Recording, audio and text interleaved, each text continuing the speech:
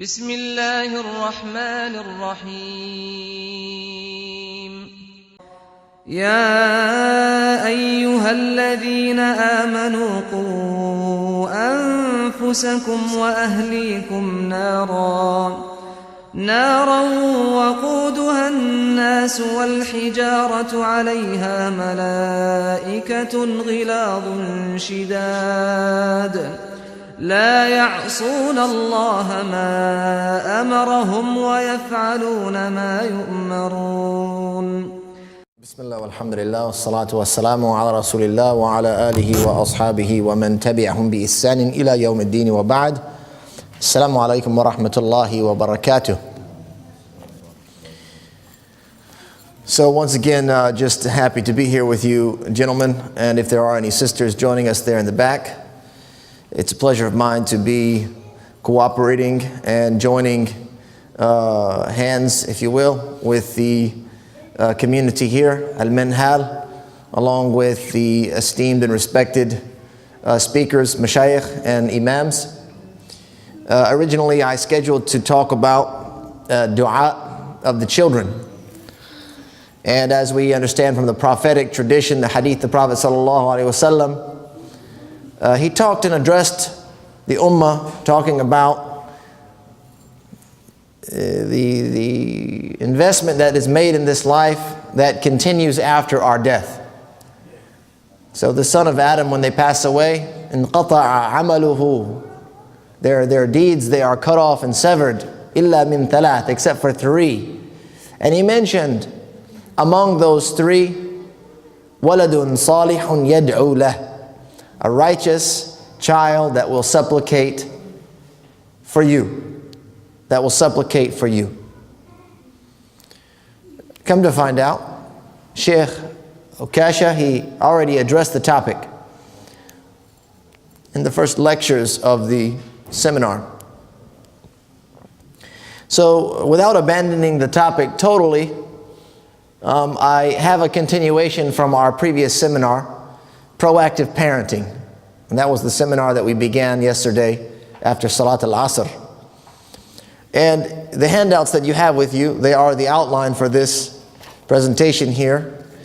The idea is that if you have the outline with you, you can write some notes if you want. Otherwise, the bullet points should jog your memory later on if you need to make reference to it. So we finished yesterday together the first couple of points. And the intro is extremely important for us to understand as parents, in that our children, as all children, are born with a natural inclination and disposition, a fitrah, as was indicated by the Prophet ﷺ in the authentic hadith, كُلُّ مَوْلُودٍ يُولِدُ عَلَى الْفِطْرَةِ, that every child is born upon a natural disposition and inclination, that his parents, فَأَبَوَاهُ يُهَوِّدَانِهِ أَوْ يُنَصِّرَانِهِ أَوْ يُمَجِّسَانِهِ. The parents are the ones that will manipulate that and change it. Either they will become Christian or Jew or fire worshiper, or they can be changed altogether to something different. Either the parents do that in error, by mistake. They change the child's disposition by error, whether it's done accidentally or out of their own desire and intent to make them to be something else that they were not created to be, or out of negligence. And often this is the case when we are not proactive parents. We are not parenting our kids with a proactive attitude, but we are more inactive and at times simply reactive. And there's a number of things that can be said about all of that, which we'll be addressing inshallah ta'ala. Or the parent that is proactive, they are seeking to enrich their child, the fitrah in which they were created. It's not enough for a person to have been born on the fitrah and left alone, because we have al-Islam, we have the Quran, we have the hadith. That all has to be introduced into their life in a very practical manner, so that they can be enriched and they can live their life as was designed by Allah subhanahu wa ta'ala, with intent and purpose, which of course is to worship Him Azza wa Jal. قُلْ إِنَّ الصَّلَاةِ وَنُسُكِي وَمَحْيَايَ وَمَمَاتِي لِلَّهِ رَبِّ الْعَالَمِينَ لَا شَرِيكَ لَهُ. Say that my prayer, my sacrifice, My living and my dying is for Allah, who is alone without partner. وَبِذَلِكَ أُمِرْتُ وَأَنَا أَوَّلُ الْمُسْلِمِينَ. And by this is what I have been commanded, and I'm the first of the Muslims. And this was the command of Allah subhanahu wa ta'ala to the Prophet sallallahu alaihi wasallam, to preach this, to say this, to testify. So this is what we want from our children. مِنَ الصَّلَاةِ وَنُسُكِي وَمَحْيَاي وَمَمَاتِي. That everything that they do is a life lived for Allah Azza wa Jal, in their living and in their dying. But it requires a great deal of effort on our part as parents. So the first couple of things we talked about as parents being proactive is to accept the responsibility of being a parent. And the earlier that you accept that responsibility, acknowledging it and then embracing it, the better off you'll be. And the earliest time is when? When do you think? Before they're born. Before you even get married. Picking the right spouse. And that's one of the steps in being proactive. A lot of times today we find that the young people, they're getting married for love. And love is great. And it is Allah Azza wa Jal that puts love between the spouses. It is from His blessing. Min fadlihi, from His virtue, that He blesses the spouse with love. He's the one that placed between, as He says, love, mawadda, and mercy, rahmah. But this isn't the sole purpose of marriage, is to find love or to find a companion. This is not the sole purpose of this type of union. It's one of the results of marriage, is to find love and mercy and companionship, of course. But one of the reasons is also to have children, offspring, progeny. Inni mukathirun bikum al-umam. As the Prophet ﷺ, he said, I will boast to be the most populated of the nations.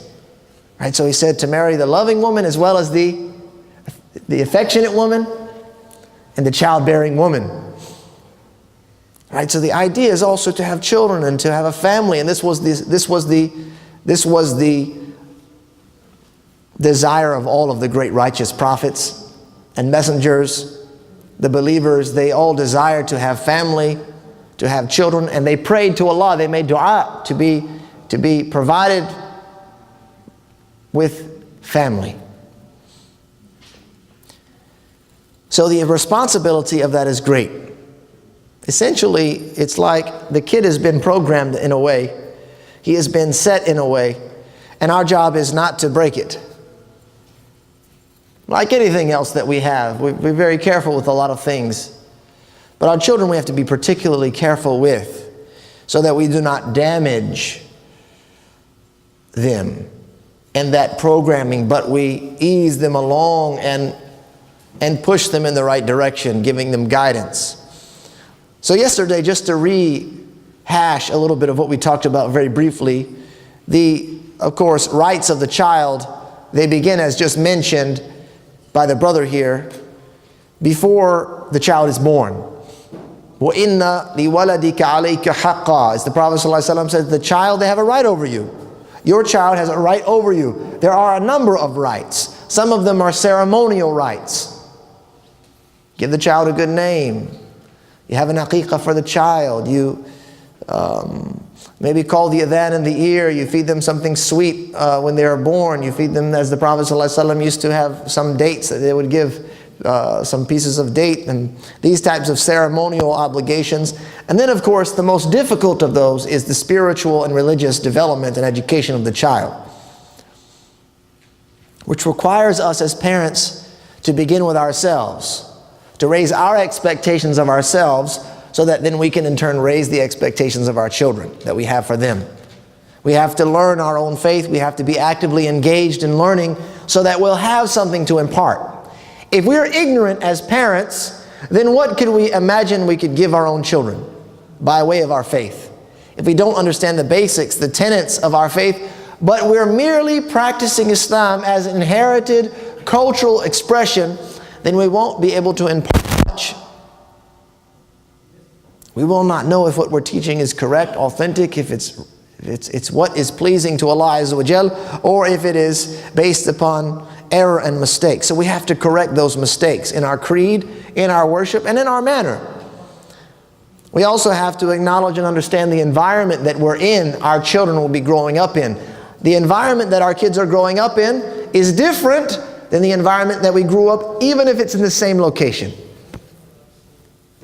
Let alone coming from a different country, a different part of the world. Even if you're in the same city where you grew up, the environment has changed, as it does constantly and continuously by the changing and passing of time.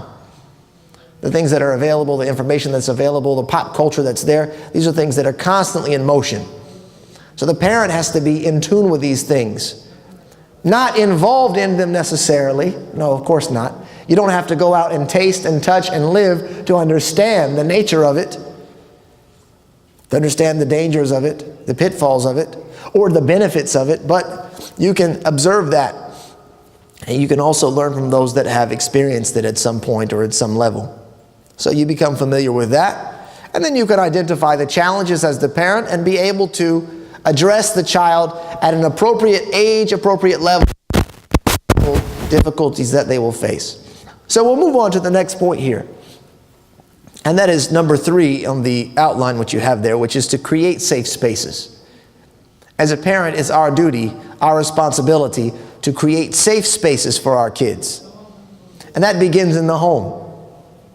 As you can see, a harmonious home has to be created. And it has to be created upon the tenets of our faith.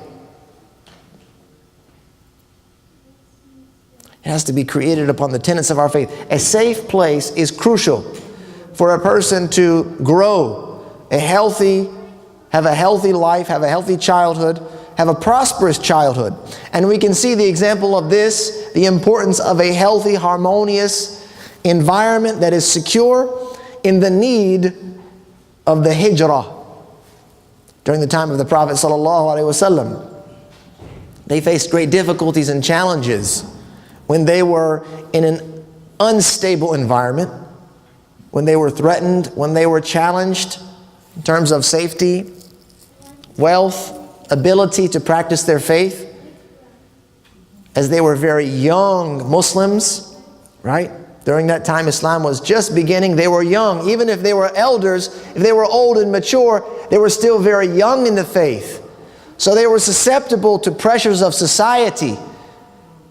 So some of them were secret, they were hidden, they were worried. So imagine a young kid, a young boy or girl, that they are even more susceptible to their environment. So the last thing that you want to do in your home is be challenging them, introducing to them, basically feeding them the poison from your own hand,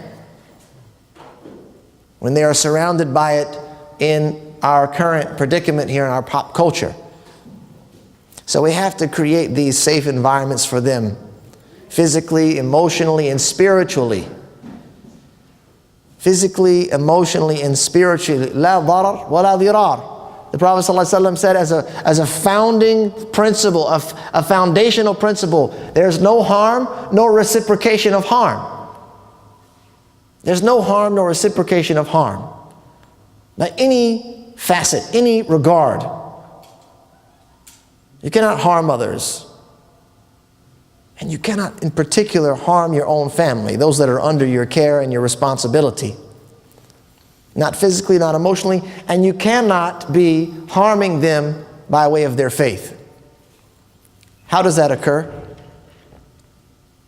How do you think you can harm your child by way of their faith? Exposing them to improper teachings, either by someone else, a second party, or us as parents ourselves doing it.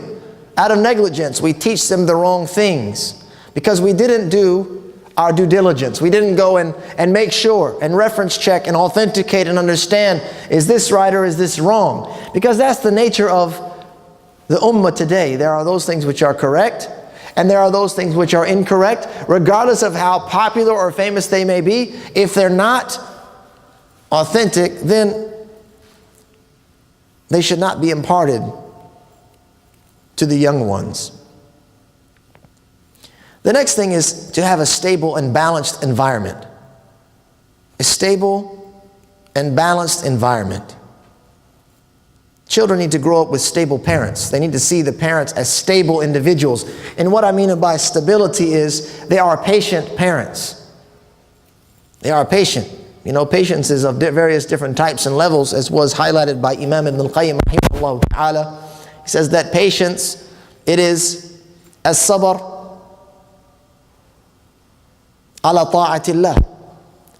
To be patient and perseverant with Allah's obedience.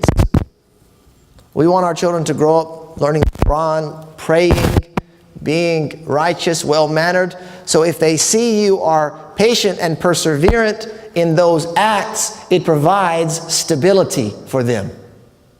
If they see that one day you're praying, the next day you're not. Ramadan comes around, you're very active. The month's over, you're not. It's an unstable environment to raise a child in religiously.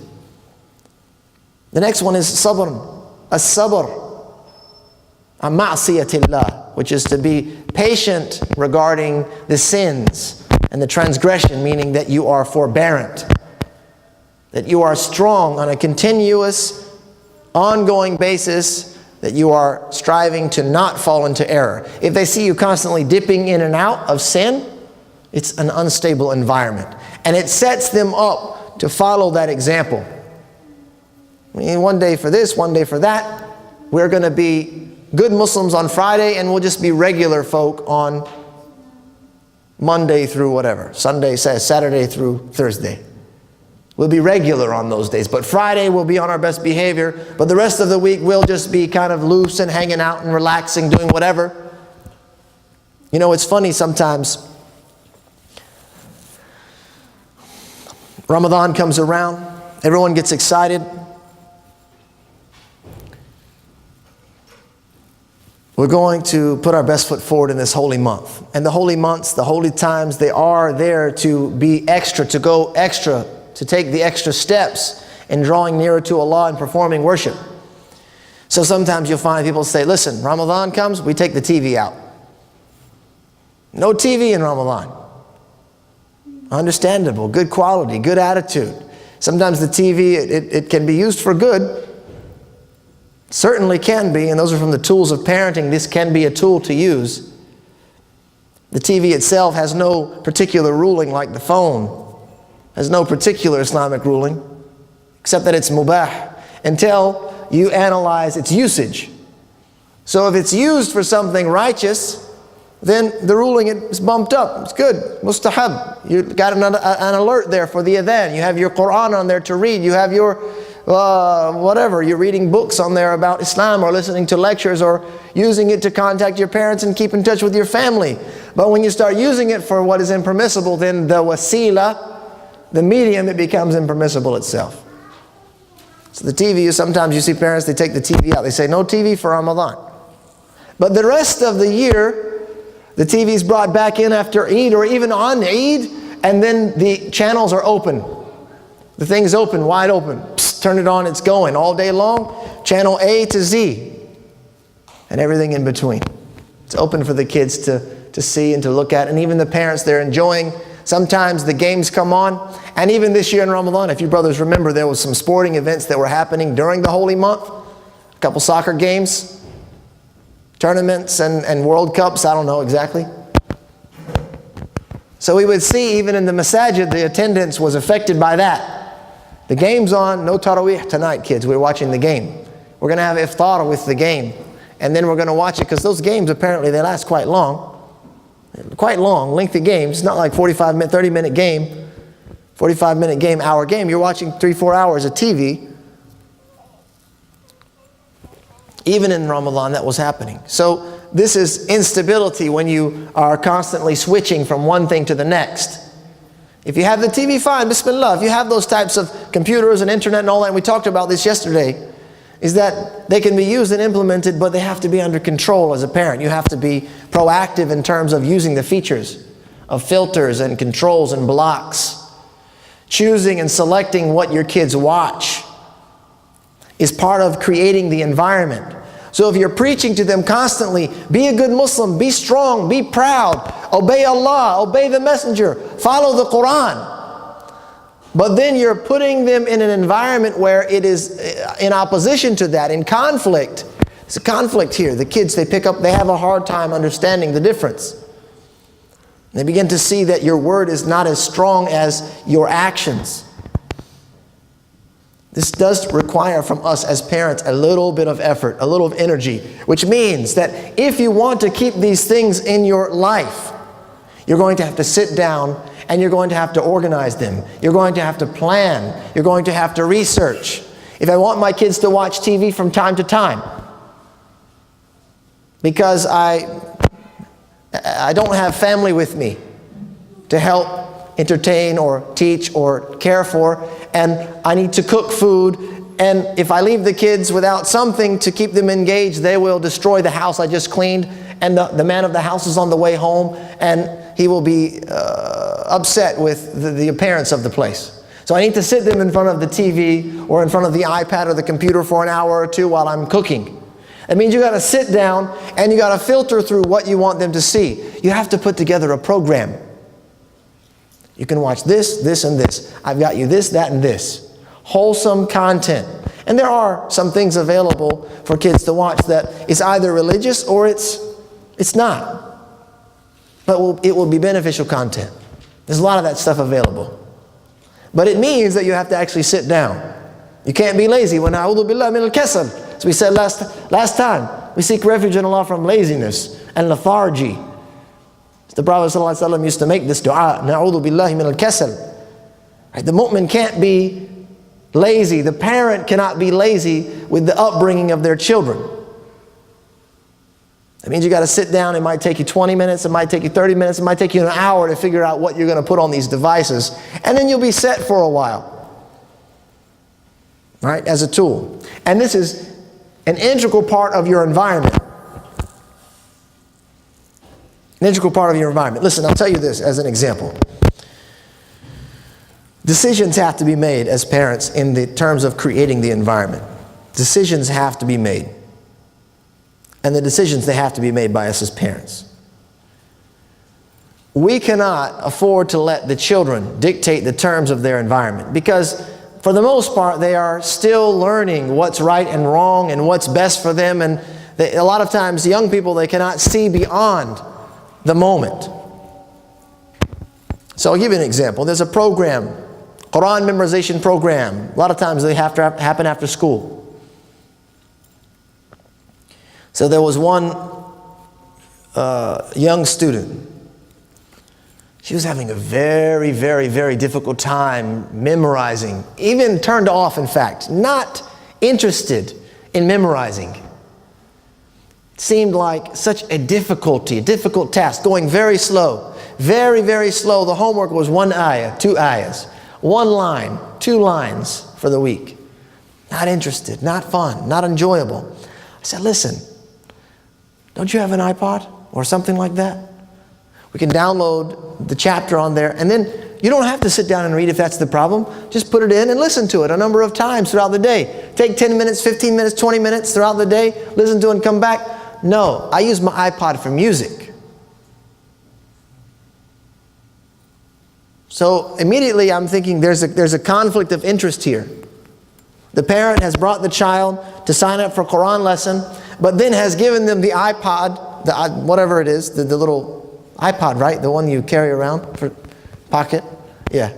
I use the Android stuff, so I don't know. iPod, iPad, iFad. Right? So they got the little music one. So the parent signed up for Quran class, but has given the child the music device and left it unchecked. So I asked, well, what do you got? You know, I don't reprimand right away about the music. I just want to find out, well, what do you got? Oh, I've got this and that and da-da-da-da-da-da, all naming how many? The kids, they can have thousands of songs. And if you start a song, they can complete it nowadays. The lyrics. You start it and they can complete it.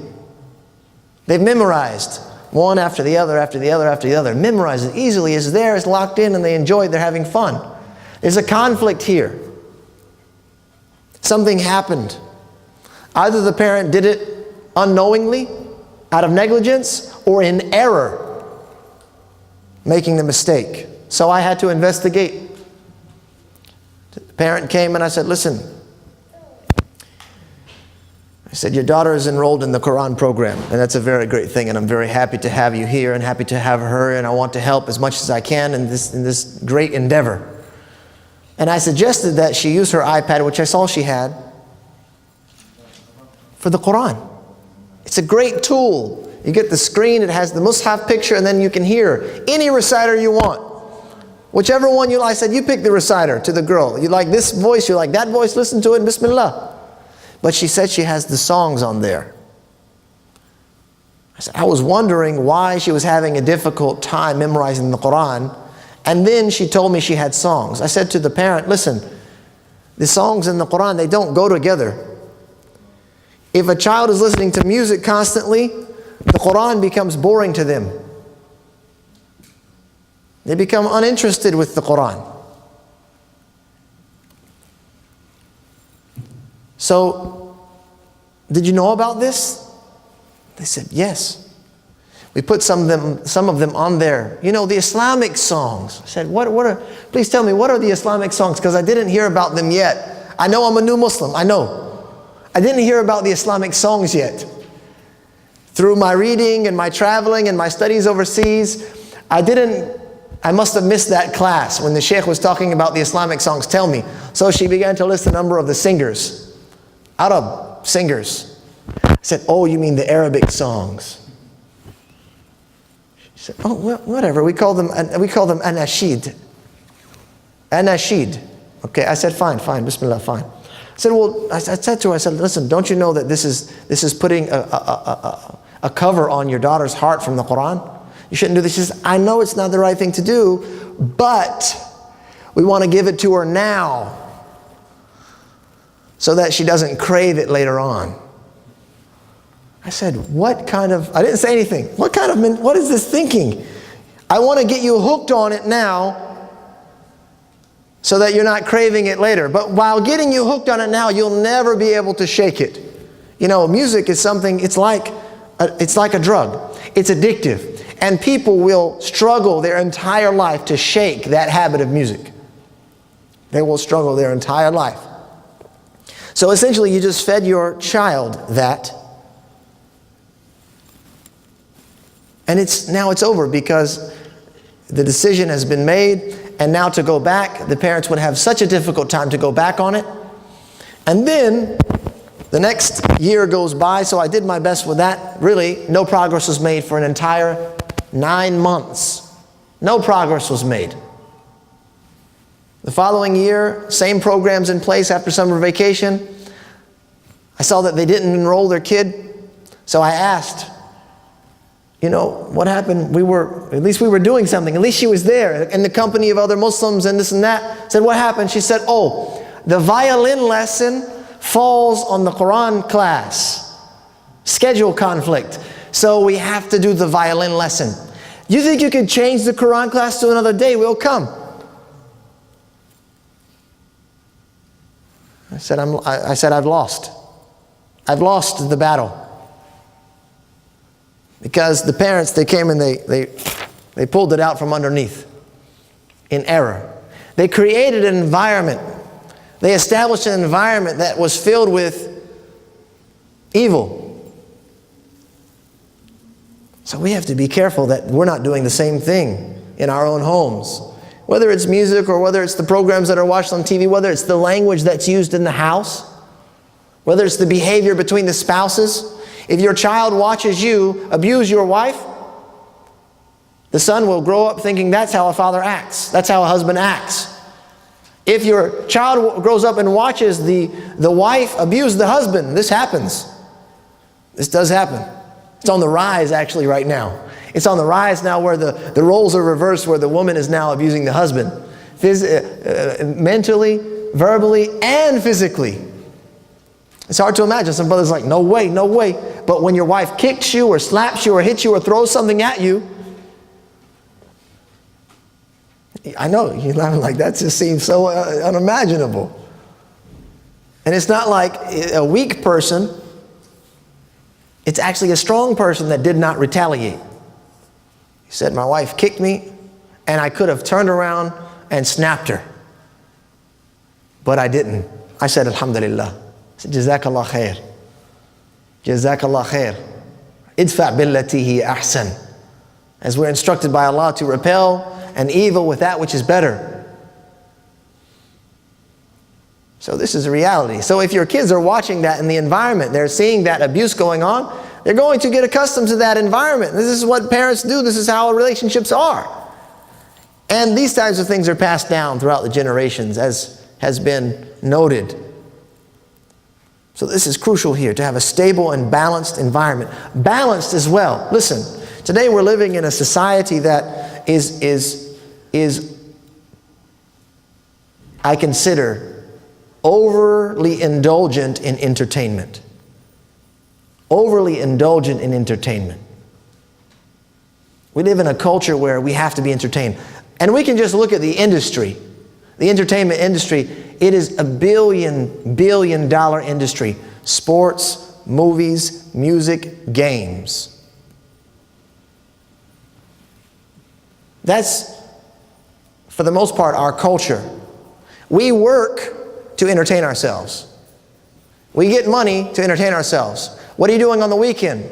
Going to the game, going to the movie, going to the sport, going to this, going to that. I got a video, I got a whatever. It's all the entertainment. And so our kids are growing up in a overly indulgent society of entertainment. So they're always feeling they have to be having some fun, some sport, some game, some screen, something. And there's nothing wrong with entertainment from time to time. We see the life of the Prophet ﷺ and the companions. There was time for game, beneficial sport, something that would bring about a moment of relaxation and ease between the husband and the wife. They even enjoy their company, as the Prophet ﷺ was noted to have done.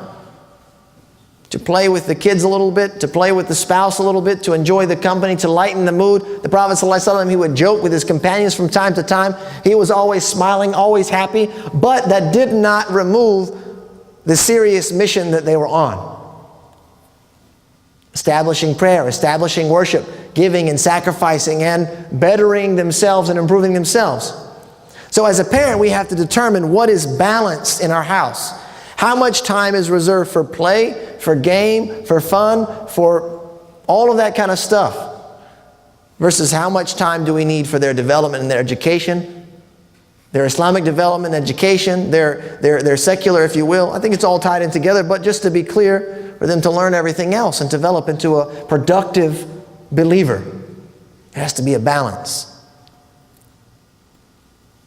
And I think as Muslim families, we need to reevaluate what that is. We need to constantly reevaluate what balanced means. Because a lot of times we're fed, even from our own community, that's extreme, that's overboard. You tell someone, oh, we don't have a cable in the house. I took cable out of the house as a step towards ridding the house of the TV. I took it out. Don't be extreme. Don't be overboard. That's what do you mean? Some people can't imagine a house without cable, without public TV and paid channels. Couldn't imagine such a thing. Right? But our standard is not based on the culture we live in, the standards of society. Our standard is based upon our faith and our values. If it's in conflict and contradiction, nix it. It's gone. If it's taking up too much time, it may be something halal, something mubah to do, like playing football or playing soccer. If it's considered mubah, it's okay, it's permissible to do that, you can do that. But if it begins to encroach and impede you from your obligations and your duties, or it begins to replace things which are better, right? This is one of the tricks of the shaitan, by the way, is to busy you with things of lesser degree. If he can't get you to commit sin, he will busy you with things of lesser degree. So instead of memorizing the Quran, you're busy playing the video game. And those things, they can take hours of your day. They eat up your whole life. A kid can grow up on video games and have missed the opportunity to do something that will benefit them greatly.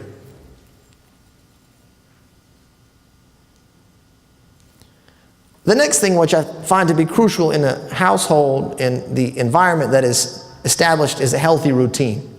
Is to have a healthy routine with your children. And this goes back to yesterday as well with developing manners and character. You know, Islam is based upon a regular routine. We have a day that is structured around prayers. It's routine. Our years are routine. There are months, there are days, there are hours, there are minutes. Everything's a routine. A healthy routine has to be established for the child, and this is stability. Waking them up for Fajr prayer when they have reached the age. Not the age of obligation. They should begin earlier, so to train them, to teach them. Begin to encourage them, you begin to wake them up, which means, in order to do that, what? They have to what? You have to get up, of course, but before that, you have to go to bed at a reasonable hour. You have to send your kids to bed at a reasonable hour. I know some families, they like the nightlife. They like that nightlife, and they let their kids enjoy the nightlife. 12 o'clock, 1 o'clock, 2 o'clock, they fall asleep, Fajr time's in 3 hours. You may be able to pull yourself up to pray. But that little kid, you normally will have so much mercy. Oh, he stayed up until 3, we can't move him, we can't wake him up. So he misses the opportunity. Not the burden, but the opportunity. The opportunity has been missed. And that's how we have to promote the prayer with our kids. It's an opportunity. It's a great thing. Not a burden. Oh man, we got Fajr in the morning. Oh, it's so early now. It's summertime or whatever. So it's like 4 o'clock. I can't believe. If we complain, you think our kids are going to go, no, it's great. I love it. They're going to say the same things. They're going to complain and see it as a difficulty. And that's part of being supportive as a parent. To support the children. To not undermine the tenets and the beliefs, the values of the Islamic upbringing, to not undermine them. Sometimes we may do this unknowingly so. Not to set up these pitfalls and traps for our kids. We have to be very, very aware, vigilantly aware and proactive in terms of how we handle these types of things. The next space that we have to create as parents is the child's education. It's not enough to accept the status quo. Look, there's a lot of things that are available in this regard. There's schooling. And children, they are going to spend a large portion of that youth in education and development, whether they're at school, whether they're at home, whatever program it is. But as parents, we have to understand there is a multitude of programs. It's not limited to one. And I'm referring to particularly the public school system. It's not limited to just that form of education. Many of us know here we have a school. Well, alhamdulillah, there's a school here. That's another option. If that option is not afforded to you, there are other options. Homeschooling, for example, is another great option. You know, it's interesting when you read the biographies of many of the great scholars of the past, the ulama, the great leaders of our faith of the past. When you read their biographies, their first school, where was it? It was in the home. You read, my father was my sheikh. He taught me grammar and language. He taught me adab. He taught me the Quran. And then after my father taught me all that he could teach me, it was my uncle or it was my mother. You find that a lot of scholars, they began their development and their education inside of the home. This is something that we can embrace as well right now in our time. It's very possible. It may require sacrifice. Listen, it may require you to rearrange yourself and your need for possession, because it will require a sacrifice. If you are a dual income family, it will be impossible. It will be near to impossible. Right? So these things, everything takes sacrifice. And I'm telling you now, and you should understand this very clearly, that the idea is the investment is made now and the payoff is received later. Planting today, harvesting tomorrow. You give up a little bit of your comfort now so that when your child grows up, he will truly be, as they say, qurratul ayn. They'll be the delight of your eye. They won't just be the delight of your eye automatically. إِلَّا مَنْ رَحِمَ اللَّهِ. But the investment has to put in for you to enjoy them, especially when you grow older. And you are going to be in need of support yourself. So if you are supporting your child as a young, growing Muslim, then inshallah they will be supporting you in your old age. So this is one thing, is the schooling, the environment that you put them in, the mode of education. If you have to put them in a school outside of the home, listen, whether it's public school, private school, Islamic school, as a parent, you should be involved. Proactive parenting requires that you're there at the school. You go in the morning sometimes. You say salam to the teacher. You know who the principal is. You've had a meeting with them. You've talked to them. Maybe you've even expressed your goals and expectations for your child in their education. You meet with the teacher regularly. You follow up on what they're doing. You volunteer as a parent with the school from time to time. You have a project at school, I'd like to help out. You have some type of expo coming up, you have something, I'd like to volunteer my time. I'd like to be involved. I want to come to the class. I want to see what's going on. I want to help the teacher. Not just throwing money at it. We can't throw money at every problem. That's needed, the finances. But your physical involvement is also as important, to be there. And your kids see that you're involved. And it gives them a sense of accountability when you are there as a parent. Look, I care about this education, so I'm here. I care about your education, so I'm following up. I care about your education, so I'm asking you, where's the homework? Where's the assignments? Let me take a look at it. Let me see. What are you doing? What did the teacher say? To follow up, regardless if it's public school, and especially if it's an Islamic school. Sometimes us as parents, we put our kids in the Islamic school and we think, khalas, I'm done. I've done my job as a parent. It's over. They go to Islamic school. What do I need to worry about it for? No. You have to be there in support of that education, to support what's being taught, so that you can reinforce what they are learning. I've seen kids go through Islamic school. They come out and you think, what happened to your Islamic education? They come out at the end, no better for it. No better for it. Because what was happening in the school and what was happening at home, they were two very, very different things. The next thing that's also very crucial in the child's life and development is their social circle. The social circle. Now, a lot of times as parents, we'll take the back seat in this, throw it into neutral, and let our kids pick their own social circle. Naturally just kind of pick friends.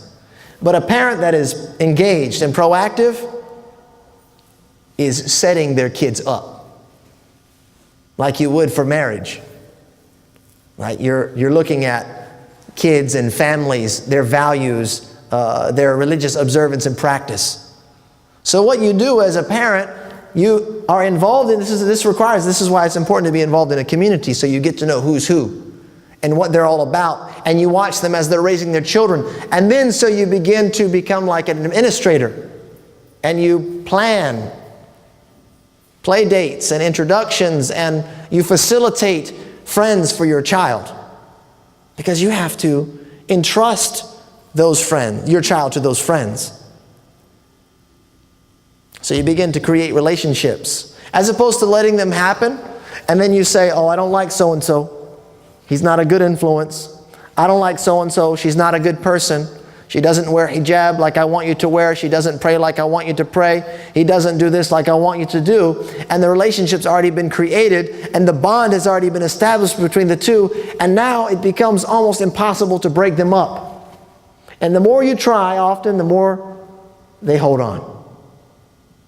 But if you were to begin early to facilitate the relationships that your kids have at a young age, you have some input and some control over it before it's too late.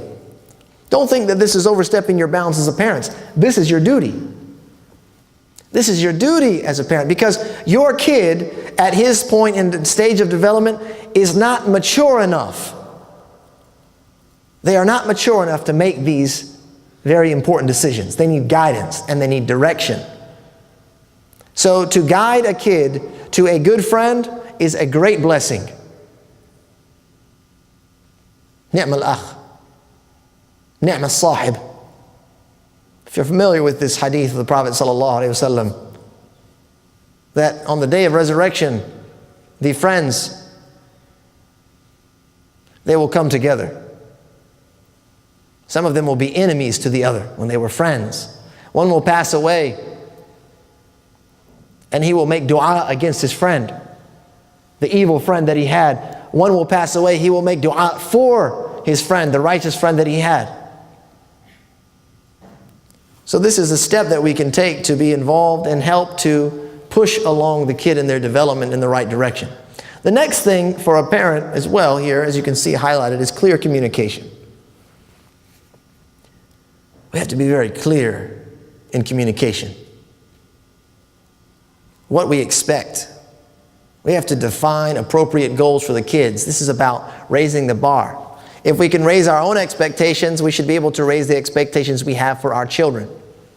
We want them to do better. We want them to be better. I have no problem.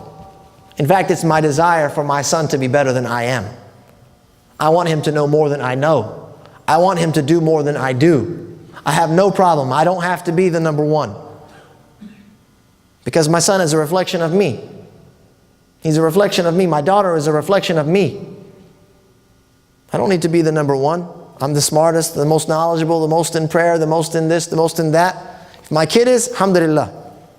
I know that bitawfiqillah I have done the best of my ability. So we have to set those goals. Realistic time frames have to be set.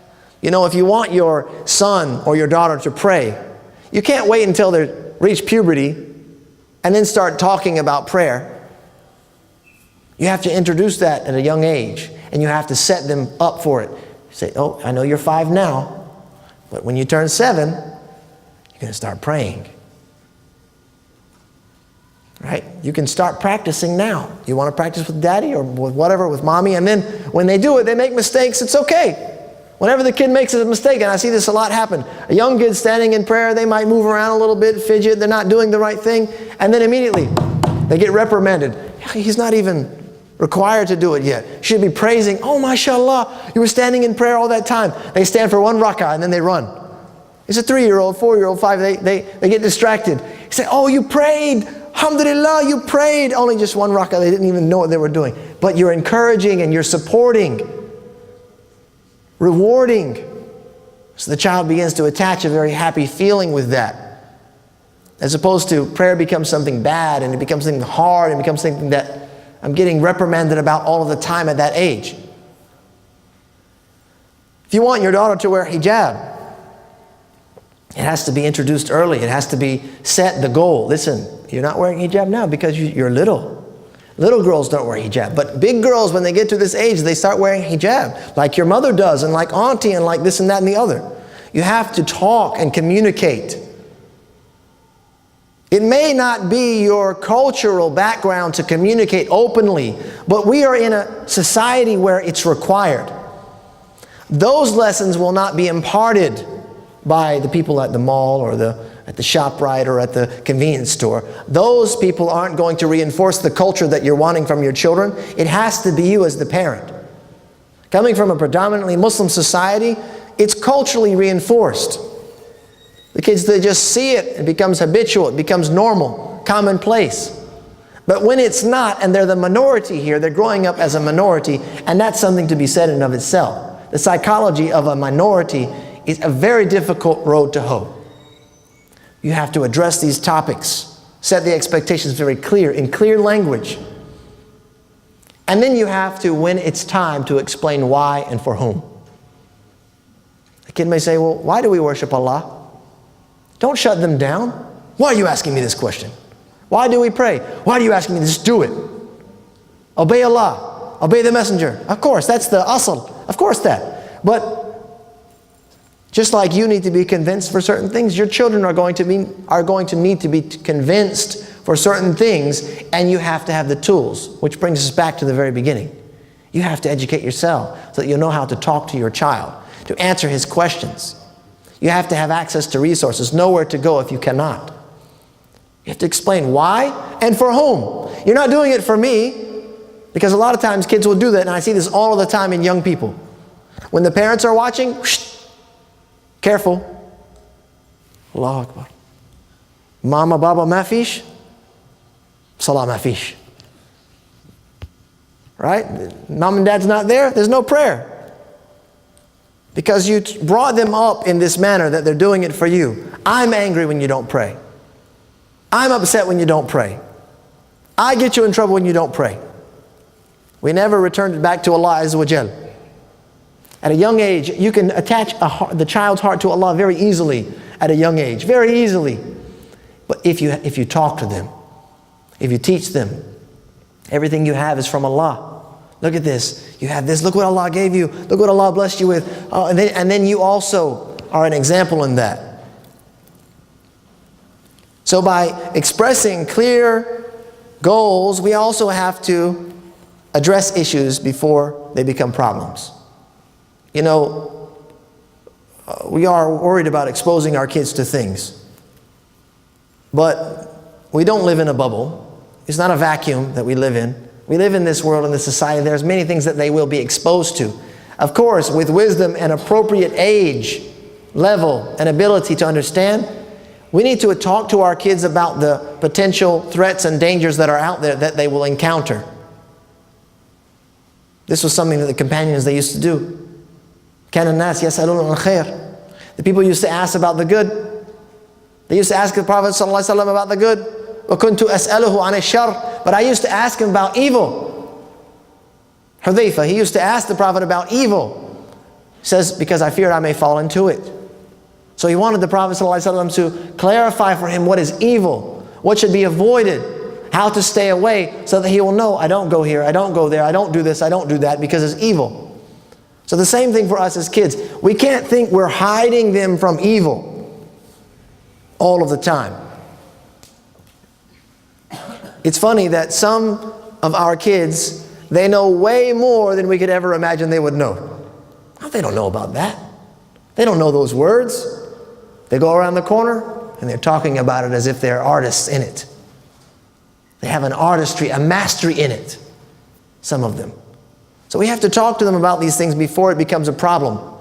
You want to address the topic before you end up in the Imam's office. Please, Imam, help me do something. Read the Quran on them, ruqya, whatever. Pour the Zamzam on their head. I don't know.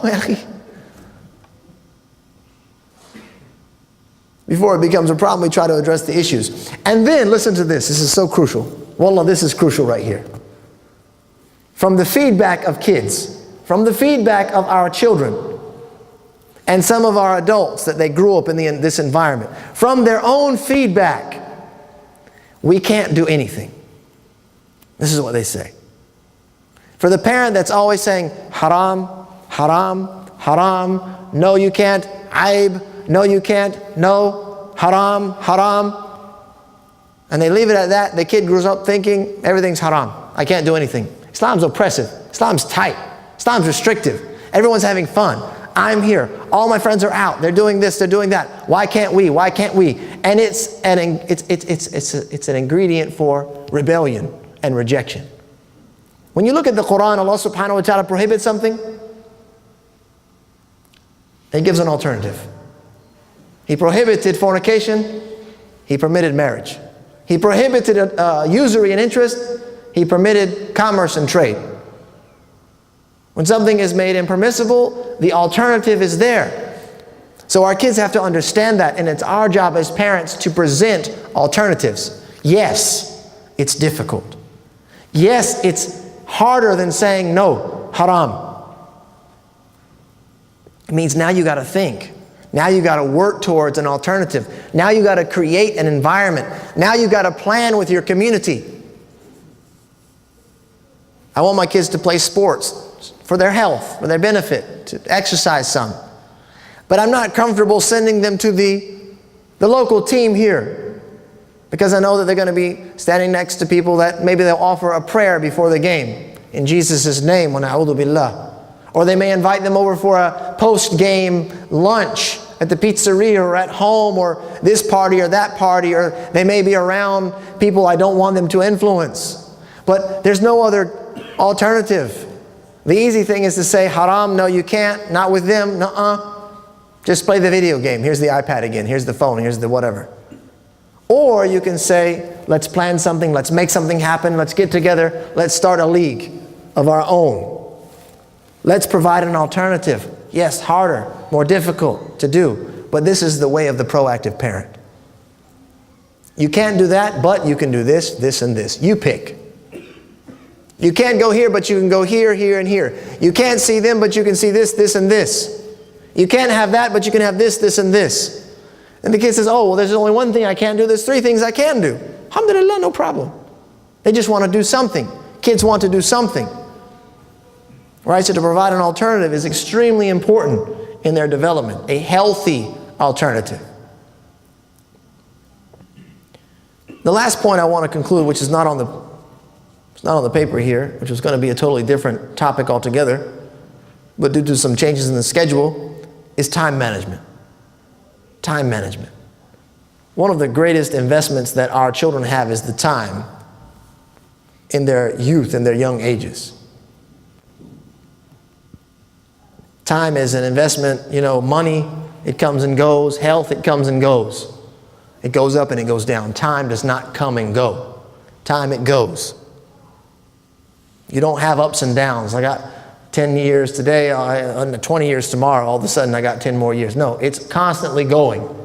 That's what it is. Time. So it has to be taken advantage of. And our children, they have to be managed in this regard, the time that they use. So us as parents, we also have to be able to manage our own time, to be able to manage the time of our kids. How much time is required for entertainment? How much time do they need to play, to be healthy, to be balanced? How much time do they need for their schoolwork? How much time do they need for their Quran memorization? How much time is required for their whatever other activities they're involved with? We have to manage that schedule for them so that they can maximize on the time that they have. They can maximize on that time. Right? This is a great ni'mah from Allah. Ni'matan maghbulun fihima kathirun min an-nas. 2 great blessings that most people are swindled. Maghbun, it's almost the opposite of ni'mah. It means to be swindled or be cheated. As-sihha wal-faragh, health and free time. Kids, they have a lot of free time. A lot of free time to be taken advantage of, to be used for something that will benefit them in this life and in the next. So with that, I'll conclude. Jazakallah khair for your attentive listening and your participation. Jazakallah khair wa sallallahu wa sallam ala nabiyyina Muhammad wa akhiru da'wana alhamdulillahi rabbil alameen.